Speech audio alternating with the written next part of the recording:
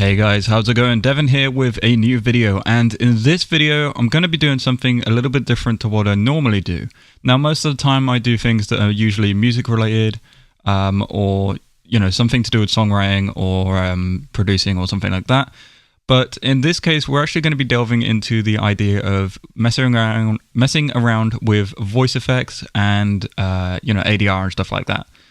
So this idea came from a suggestion that a friend of mine gave me a while back, and the whole idea for this was to start getting into recreating popular characters and voices and different kind of voice effects and stuff like that from video games and stuff.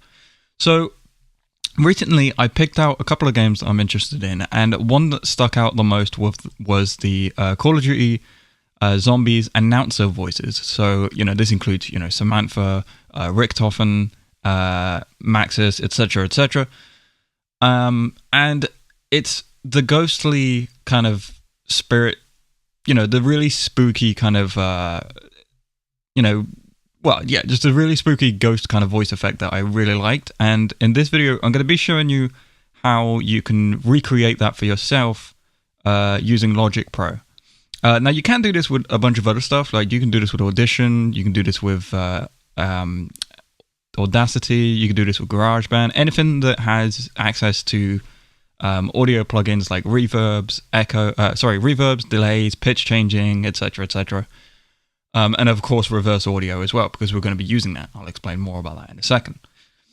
So I'm going to show you an example that I have already made, and this is just a little thing that I came up with for my friend Jess, as it's her birthday this week, and she is she does play a lot of video games, and recently she's been playing Call of Duty a lot. So I thought I'd make this for her. But this is a good example of how you can use this for different types of uses of your choice. So I'm going to show you this, and then we'll get going on how to do it yourself.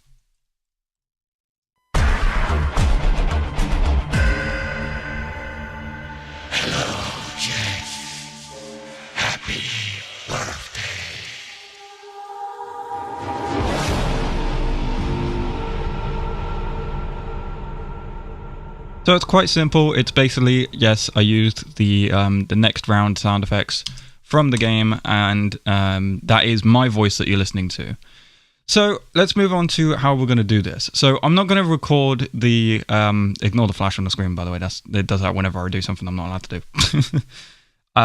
So I'm not going to show you how to record the voice, because if you have gotten this far, you should already know how to do the impression of these types of voices and how to get these kind of voices. But if you don't, short way of putting it is to try to mix, I guess, the Christian Bale Batman voice with something like Pennywise or something. And then just record that into a track, and then we can work on your effects. So the effects that I've got on this track here, for the method that I use, I've only come up with this like the other day, so I most likely will improve on this later on.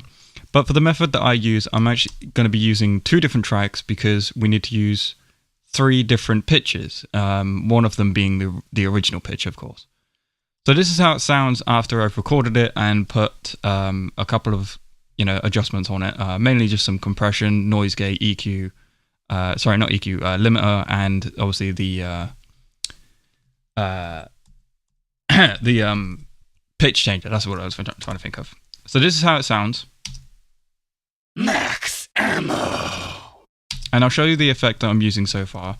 If you do anything about voice recording, you know already that you should have all your compressions, your noise in order, your noise gate, compression, limiter, and then anything else that you want to have, just to clean up the audio a little bit more.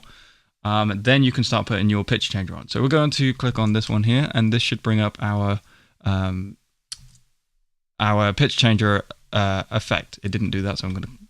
So here's the effects that I've put onto the voice. These are the settings that I've chose for this, this plugin. If you want to copy these settings, and go ahead. The mix for this channel has to be in the middle, because you want to include the original pitch as well as the raised pitch or lowered pitch, whichever one you've done on your first voice pitcher. I would say that doing this with this plugin isn't the best option. There is definitely better plugins for this kind of thing, because this one, unfortunately, does have an issue where it can kind of like create this cutting effect that sort of sounds like the audio is cutting out a little bit too much. And unfortunately, that is really annoying, and it does make it a little bit messy. But fortunately, when you do the rest of effects, for example, the reverb and the delays and everything else, you don't seem to notice it as much, as long as you've got a good vocal performance in the first place and you can tidy it up with reverb and stuff like that. It's pretty unnoticeable. So depending on how you work the plugin, you can get away with a pretty decent result. So if you copy these settings, you don't want the pitch to be changed too much. You just want it to be changed enough that it sounds a little bit higher or lower than the original pitch. So once you've got that done, you've got your audio source. Once you've got this, just duplicate the track that you've got already. So you can do that by pressing Command and D. Then you want to copy the audio track that you've got up here. So to press Command and C, go back to the beginning of the track and paste it in on that channel as well. Now, something you want to do differently with this track is that you want to change you want to go back into the voice pitching plugin, and you want to change the mix up to full. Okay. Then for this one, you want this to be the opposite side of the pitch to the first plugin that you did. So if your first one is high, you want this one to be low, which is pretty simple. So we're just going to change the pitch down here. Actually, I'm going to put a loop cycle on just so I know where I'm going. So 1 second.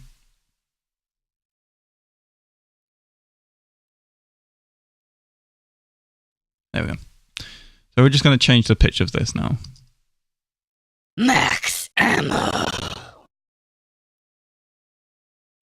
Max ammo. Max ammo. Max ammo. So if you can hear that sort of cutting out of sound, you know what I mean. Max ammo. Max ammo. Max ammo. Okay, so that sounds pretty good. Besides the fact that it sounds like it's cutting out. So we're gonna use that setting there again. If you want to copy that, go ahead. But it's really simple. Make sure your mix is at full, and you've got the pitch a little bit lower than the original. So once you've got that, then you just want to sort out your volumes. You want to make sure it's nice and steadied out. This is down to your preference, really. Whatever. Oop, my bad. Max ammo. That sounds pretty good. Then what you want to do next is you want to bounce these into one single audio file. So make sure you've got both of them selected, right click, and then press bounce. Now here's where you can choose what kind of setting you want to do. It doesn't really matter what preference you are. I'm going to delete the original source because I don't need it. And I'm also going to delete that track because we don't need that. Well, actually no, I leave it in. Unsolo these. Okay, so now we've got our audio track. Now, this is where we start to make it sound all ghostly and, kind of spooky. So the next easiest thing you want to do is open up your editor. So press E on your keyboard. And you're going to want to make sure that you've got file selected. So click up at the top here. Or is it over here? Yeah, so make sure you've got file selected, not track. So go to File. And then if you want to go over to the left, you click on Functions, and then go down to Reverse. It's on there. So once you've done that, that should have reversed the track. So let's take a listen. Okay, so now we've got our reversed track. Now we can put a reverb on. So let's go down to our blank plugin chain. I'll click on this one. Nope, my bad. That one. Nope. Shit. Which one is it? Oh, my bad. It's that one. We don't need an EQ, so we're gonna go down to reverb. I like using this one. This one's a pretty nice one. A lot of people tend to use the Space Maker, but I prefer this one because it's just, there's more, I feel like in my opinion there's more options for it, and it's a little bit more fun to play with. So for the reverb, we don't really want a very long reverb for this first one. We are going to be putting another reverb on when we reverse the track again, but for this one, just adjust the settings to your liking, but make sure you've got the reverb mix up quite high. The amount to, roughly, pretty low, not like incredibly low, so it's like you're in a really hollow room or anything, but just enough that there's a bit of a tail.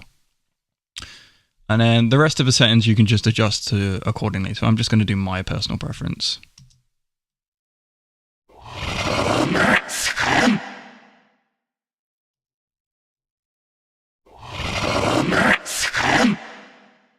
So I'm pretty happy with that. Like I said, you don't really need to do anything too extortionary with this, just as long as you've got a setting that you're happy with.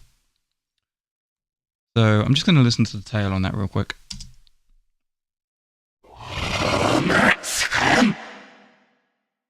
Okay, that sounds pretty good.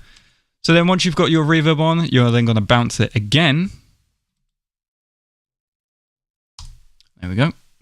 And then this is something you want to make sure you do right. You need to pull out the track. So go to the edge of the track here and make sure that you drag out so you've got the tail end of the reverb that you've got. And just to make sure, you can just listen to it.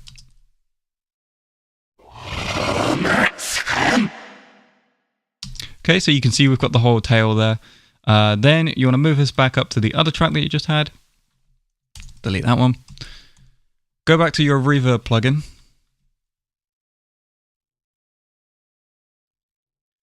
And for this one, you want to have kind of like an ambient reverb. So you want the tail to be a lot longer than it was before. So I'd say about halfway up, maybe. We'll pull this one down just a bit. Actually, that can stay where it is. Let's have our filter to about there, just so it sounds really kind of spaced out. Let's see how that sounds. Oh, and we want to turn our mix down a little bit as well. So.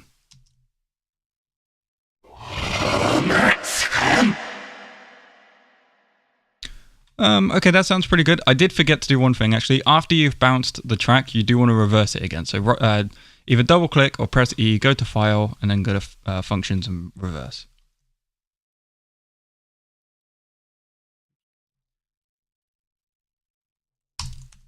I'm just going to do that quick. Yep, and if that message comes up, just ignore it. I don't actually know what the purpose of that is. Okay, so now it should sound like this.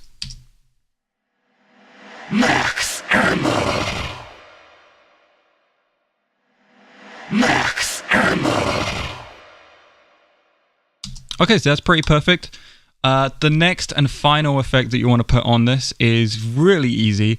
It's a simple delay.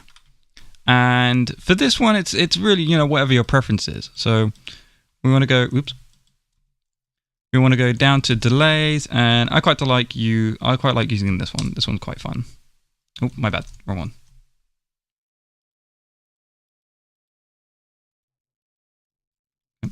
Delay, and there we go. This is the one I like using because it is quite fun to mess around with.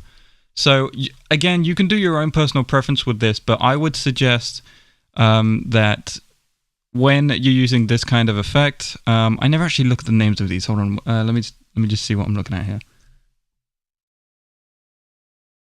Okay, for your low cutoff, for your low and high cutoff settings, I would make sure that you've got quite a big low cutoff on both sides, because it sort of makes it sound a bit more eerie and a bit more sort of ghostly like in a way. Personally, you can have both reverb channels doing two different amounts if you want. Personally, I kind of like doing the same amount on each one, so I'm just going to find one that I'm happy with and then set them both to roughly about the same thing. So I'm going to turn the volume of one down and the volume of the other one up, just so I can hear what it sounds like. Max ammo. Okay, so that sounds pretty good. I'm going to turn that down a little bit. See how that sounds. Max ammo.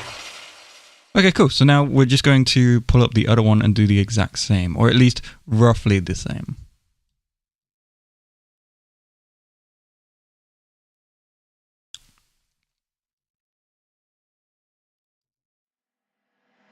Max ammo.